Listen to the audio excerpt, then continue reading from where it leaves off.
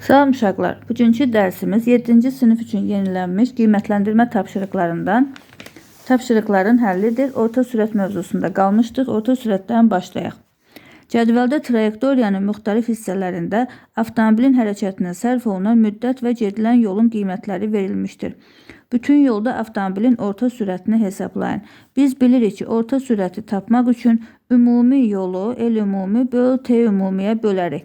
Bərabərdir. Baxırıq, burada cavablarımız saatlandır. Onda biz dəqiqələri saata çevirməliyik, amma yolumuz kilometrlə də olduğu kimi durar.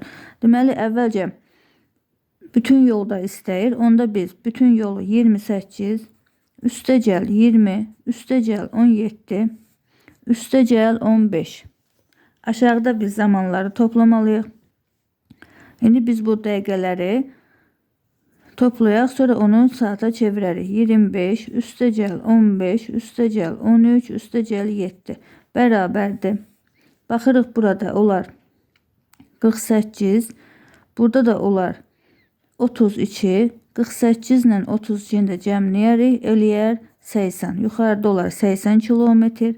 Aşağıda baxırıq 20, 25 ilə 15-imizin eləyər 40, bu da 20, eləyər 65 dəqiqə. Bu da bərabərdir. 80-i yazarıq, 1 kilometrdə yazarıq. Deməli, aşağıda da olar 65 vur, 1 dəqiqəmizin də 60-da 1 saatdır. Bərabərdir. Sadələşdirək bunu. 80 vurulsun 60 böl 65 kilometr böl saat.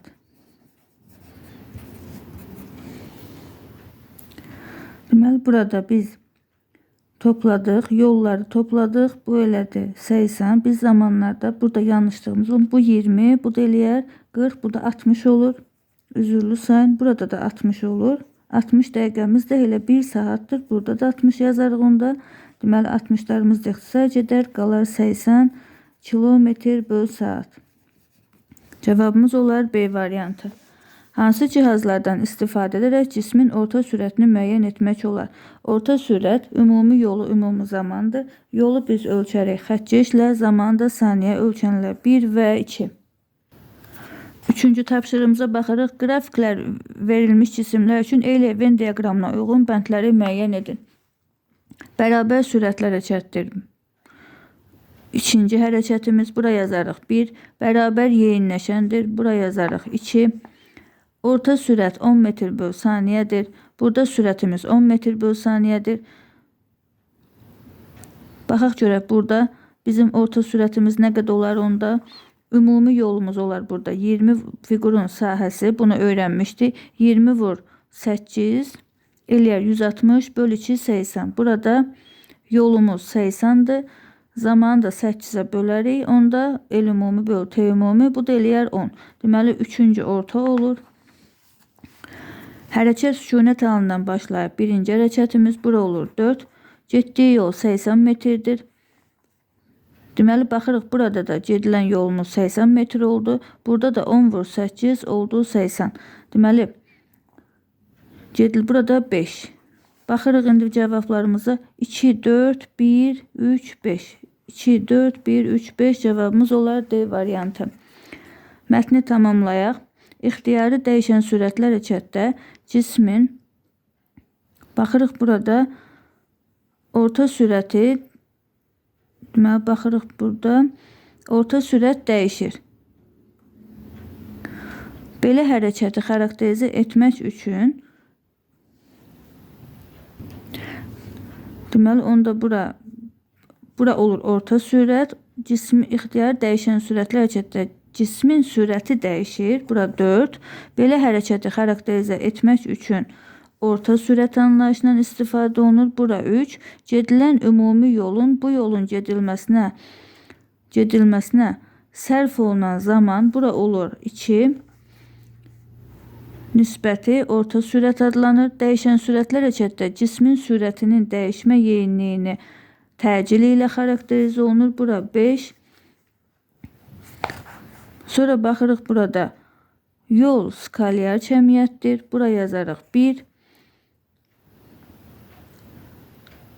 Burada da baxarıq, burada sürət vektorial cəmiyyətdir.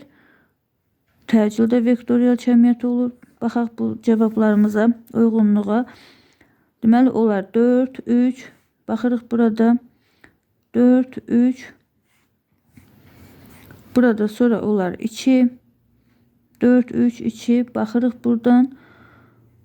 Sonra gəlir 5. 5 gəlir. Sonra 1. Sonradan yenidən 5. Deməli, bura təcil uyğun gəlir. Cavabımız olar Y variantı. Avtomobil A şəhərindən B şəhərinə 90 km/saat sürətlə getmiş, 60 km/saat sürətlə qayıtmışdır. Bütün yolda orta sürətini hesablayın. Eyni məsafə qət etdiyindən orta sürət üçün biz sürətləri toplayıb 2-yə bölərik. Çünki həm eyni yol getmiş, həm də qayıtmışdır. S1 S2-yə bərabərdir. Onda olar 90 üstəgəl 60 bölü 2. Bu da eləyər 150 bölü 2 75 kilometr bölü saat. Cisim T1 və T2 zaman fasilərində uyğun olaraq V1 və V2 sürətləri ilə S1 və S2 yer dəyişmələri icra edib. Bütün yolda orta sürət üçün hansı ifadələr doğrudur? Deməli, bax, burada S1 və S2 yer dəyişmələri icra etmişdir. Sərf etdiyi zamanlar da fərqlidir. Onda baxırıq, orta sürət üçün S ümumi bölü T ümumimiz var bizim. S ümumi bölü T ümumi. S ümuminin yerinə yazarıq. S1 üstəgəl S2 aşağıda T1 üstəgəl T2. S1'in yerinə V1 T1 üstəgəl V2 T2 aşağıda T1 plus T2. Baxırıq burada 1 uyğun gəlir. 2 olmaz. 3 uyğun gəlir. Burada da S'ləri toplayıb T'lərin yerinə S1 böl V1 yazmışdı. Bu da uyğun gəlir. 1, 3, 4. 7-ci tapşırığımıza baxırıq. Cisim ilk 12 saniyədə 80 metr, sonraki 8 saniyədə 40 metr yol getmişdir. Cismin bütün yolda orta sürətini tapın. Yenə yazarıq. V orta bərabərdir. 80 plus 40. Altda da 12 plus 8. Bərabərdir. 120 böl 20. Bərabərdir 6 metr böl saniyə. 8-ci tapşırığımıza baxırıq. Uyğunluğu müəyyən edin. Ümumi uzunluğu 827 km olan Bakı-Tbilisi-Qars dəmir yolu xətti ilə hərəkət edən qatar Bakıdan Tbilisiyə olan 581 km 7 saata getmişdir. Tbilisidən Qarsa isə 3 saata getmişdir. Qatarın, baxırıq burada Bakı-Tbilisi yolunda orta sürətinə baxırıq. İndi baxaq buradan. Birinci, Bakı-Tbilisi arasındakı məsafəmiz 581 kilometrdir. Onda biz orta sürəti tapmaqdan ötürü 581'i 7 saata getmişdir. 7'yə bölərik. Bərabərdir. Burada olar 56'da 58'də 7'miz olar 8 dəfə eləyər 56, 21'də də 7 olar 3 dəfə 83 km saat. Deməli 1'ə uyğun gəlir Y. Tbilisi-Qars üçün 3 saata getmişdir. Deməli onda bizə yol lazımdır 827'dən, yəni ümumi uzunluqdan 581'i çıxarıq. Bu da eləyər 6, 12'dən 8'i çıxarıq 4, 7'dən də 5 çıxarıq 2. 246 kilometr yolu 3 saata getmişdir. Onda bunu 3'ə bölərik. Burada da eləyər 8, 2, 82 kilometr saat. Deməli 2'yə olar S. Bakı-Qars yolunun orta sürəti. Baxırıq burada. Bakı ilə Qars arasında, deməli Bakı-Tbilisi-Qars ümumi yol 827'dir. 7 saat bir hərəkətdə olmuşdur. 3 saatda bir hərəkətdə olmuşdur. Onda cəmi 10 saat hərəkətdə olmuşdur. Ona bölərik. Bu da eləyər 82,7. Burada uyğun gələr A variantımız. 9-cu tapşırığa baxırıq. Avtomobil əvvəlcə 2 saat ərzində 50 km saat bərabər sürətlə, sonraki 1 saat ərzində 80 km saat sürətlə getmişdir. Bütün yolda orta sürətini hesablayın. Deməli taparıq buradan yenə orta sürət tapmaqdan ötürü. Bizdə gedilən yollar yoxdur, amma sürətlə zaman var. V1 T1 plus V2 T2 aşağıda T1 plus T2. V1 54 vur 2 üstə gəl 80 vur 1 aşağıda da 2 plus 1 eləyər 3 bərabərdir. Buradan yazaq 54. 54'ü 2'ye vuraraq eləyər 108 üstə gəl 80 böl 3 bərabərdir. Bu da eləyər 188 böl 3. 18'də 3'ümüz olar.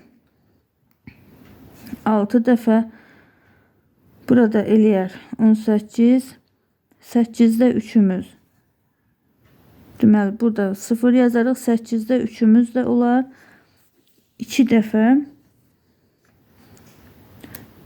Deməli bunu belə yazsaq bərabərdir. 60 tam eləyir 180. 60 tam 3'də 8. O da bərabərdir. Bunu da tam hissəsinə ayırsaq 61 tam 3'də deməli 2 dəfə olur onda. Burada 62 tam 3'də bu da eləyər 2 kilometr böl saat. 10-cu tapşırığımıza baxaq. Avtomobil Bakıdan Xankəndinə olan 380 km məsafəni gedərkən orta sürəti 76 km/saat olmuşdur. Hərəkət zamanı avtomobilin spidometrin göstərdiyi sürət həmin sürətdən böyük və ya kiçik ola bilərmi? Yola sərf olunan zamanı hesablayın. Deməli, ümumi yolumuz 380 kilometrdir.